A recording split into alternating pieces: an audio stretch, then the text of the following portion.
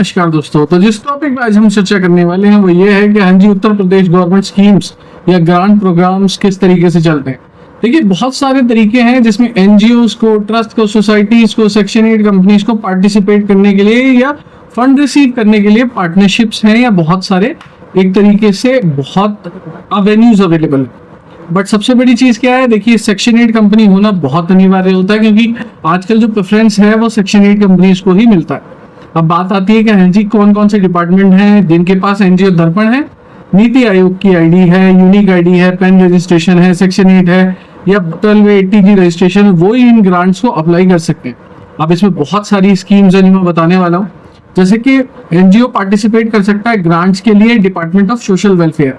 तो NGO work जो कर रहा है social welfare, rehabilitation, elderly, disabled के लिए, वुमेन एंड चाइल्ड चिल्ड्रन के लिए, वो इसको अप्लाई कर सकता है, वो उसको ले सकता है।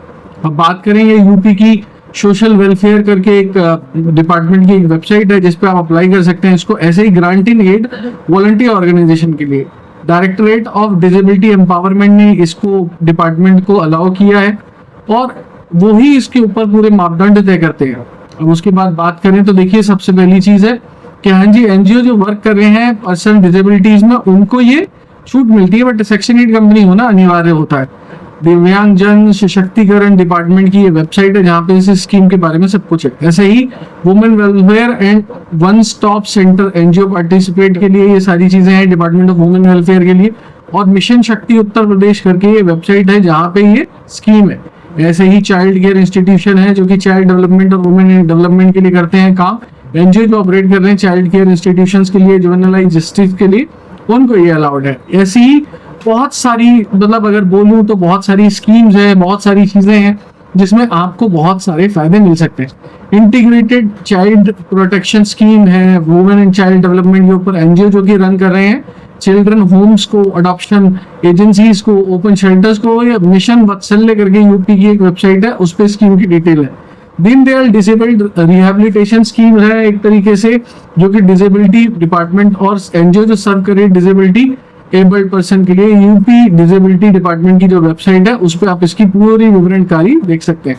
स्किल डेवलपमेंट ट्रेनिंग पार्टनरशिप है, वो Uttar Pradesh skill development mission के तहत जो कि कंडक्ट करता है vocational skill development. UP skill development mission के तहत ये वेबसाइट है जिसपे सारी स्कीम की डिटेल है। ऐसे ही अडल्ट लिटरेसी एजुकेशन एक तरीके से प्रोजेक्ट्स, ये बेसिक एजुकेशन डिपार्टमेंट के ऊपर है। ऐसे environmental awareness and conservation projects हैं जो कि यूपी पॉल्यूशन कंट्रोल बोर्ड के अंदर आते हैं। एनवायरमेंटल एनजीओ उसको ले सकती हैं स्कीम का बेनिफिट, और यूपी पॉल्यूशन कंट्रोल बोर्ड की वेबसाइट है उसके थ्रू आप कर सकते हैं। ऐसे ही forest and wildlife conservation projects हैं फॉरेस्ट डिपार्टमेंट्स के, वाइल्ड लाइफ बायोडाइवर्सिटी के, यूपी फॉरेस्ट डिपार्टमेंट की वेबसाइट है उस पर आप देख सकते हैं। जल जीवन मिशन कम्युनिटी पार्टिसिपेशन है, जल जीवन मिशन के तहत आता है ये एनजीओ जो कि रूरल वाटर सप्लाई पे काम कर रहे हैं, सैनिटेशन पे।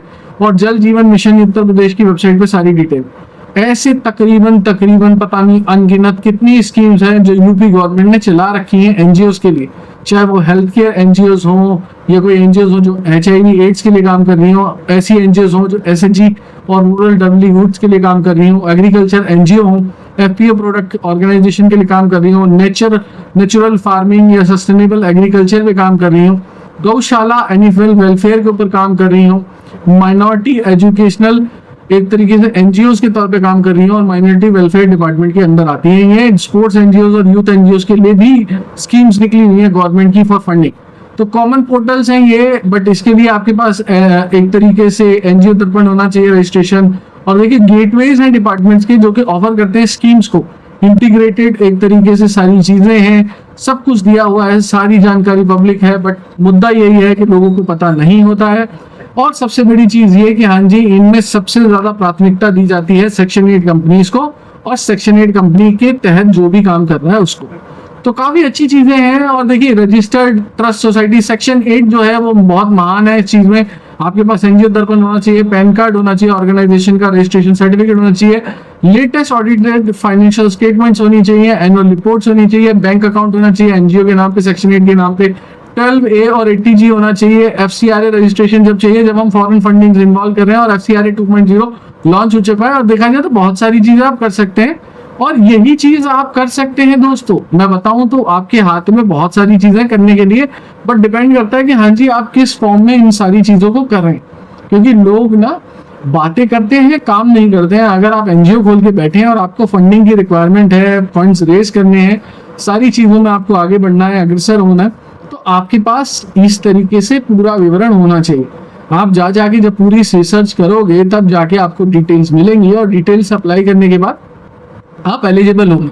बट सबसे ज्यादा बड़ी चीज देखिए, हमें सेक्शन 8 कंपनी के बारे में नहीं पता होता, और हमने पता नहीं कितने वीडियोस बना दिए हैं सेक्शन 8 के ऊपर कि अगर आप एनजीओ बनाते हैं तो आपके पास सेक्शन 8 कंपनी होनी चाहिए, या सेक्शन 8 कंपनी एनजीओ के फॉर्मेट में होनी चाहिए, तभी आप आगे बढ़ सकते हैं, काम कर सकते हैं। तो फंडिंग लेना कोई बहुत बड़ी चीज नहीं है। गवर्नमेंट की ग्रांट्स हैं, गवर्नमेंट की स्कीम्स हैं, सारी चीजें हैं, बट आपके पास आपके प्रॉपर डॉक्यूमेंटेशन होने चाहिए, आपकी पूरी विवरणकारी एक तरीके से अच्छी होनी चाहिए, आपके डॉक्यूमेंट्स इंटैक्ट होने चाहिए। आपका पूरा प्रोसेस स्मूथ हो जाएगा अगर आप अच्छी तरीके से काम करेंगे, सारी चीजों से अच्छी तरीके से बिल्कुल इंटैक्ट वे में काम करें। तो मैं यही चीज बोलूंगा कि देखिए, आप अगर करते हैं तो आपके लिए बहुत फायदे की चीज है। और अगर आप गवर्नमेंट की ग्रांट और स्कीम्स को ले लेते हैं, उसका मजा ले लेते हैं, तो उससे ज्यादा बड़ी चीज क्या है, क्योंकि ऑब्वियसली बात है, अपनी फंडिंग लगाएंगे आप, उसके बाद कहीं ना कहीं आपको गवर्नमेंट की फंडिंग की जरूरत पड़ेगी, और गवर्नमेंट की फंडिंग लेने के बाद या गवर्नमेंट की स्कीम के फायदा लेने के बाद आपको बहुत ज्यादा फायदा हो जाता है और बहुत मदद मिल जाती है। तो मैं आपको यही चीज बोलूंगा कि हाँ जी, ये चीज का ध्यान रखें। अगर आप एनजीओ बना के बैठे हुए हैं, आपको गवर्नमेंट ग्रांट चाहिए, गवर्नमेंट की स्कीम का फायदा चाहिए, तो आप सेक्शन 8 कंपनी जरूर बनाएं। सेक्शन 8 कंपनी के पूरे प्रोसेस को फॉलो करें, नीति आयोग का रजिस्ट्रेशन कराएं, एनजीओ दर्पण जिसे हम बोलते हैं, अपने पैन कार्ड, अपनी फाइनेंशियल स्टेटमेंट सही रखें, क्योंकि जहां भी आप एनजीओ का काम करने जाओगे आपके फाइनेंशियल स्टेटमेंट्स क्लियर होने चाहिए, आपके डॉक्यूमेंट्स प्रॉपर होने चाहिए, आपको मार्गदर्शन करने वाला ढंग का इंसान होना चाहिए, आपके 1280G के जो रजिस्ट्रेशन है वो भी इंटैक्ट होने चाहिए, तभी आप जाके कुछ अच्छा कर पाओगे और कुछ अच्छे फॉर्मेट में काम कर पाएंगे। तो ये बात ध्यान में रखिएगा दोस्तों, और अच्छी तरीके से इन सारी चीजों को फोकस करिए। आपको ग्रांट्स और फंडिंग और रेस कर सकते हैं, फंडिंग बहुत आसानी से सेक्शन 8 के लिए। तो आप अगर एनजीओ बनाते हैं आज के टाइम पे, तो इतनी स्कीम्स हैं, ये तो मैंने सिर्फ स्टेट गवर्नमेंट की एक स्कीम्स दिखाई हैं कुछ, जो यूपी गवर्नमेंट के अंडर आती हैं, जो यूपी गवर्नमेंट ने खोली हुई है, और ऐसी पता नहीं कितनी स्कीम्स हैं जो सेंट्रल गवर्नमेंट की है। बहुत सारी चीजें हैं जो आप कर सकते हैं। दोस्तों, ये वीडियो कहीं से कहीं तक किसी भी तरीके का एडवर्टीजमेंट ना है, ना इसे माना जाए, ना इसे समझा जाए, सिर्फ एक ट्यूटोरियल वीडियो है नॉलेज पर्पसेस के लिए। Thank you.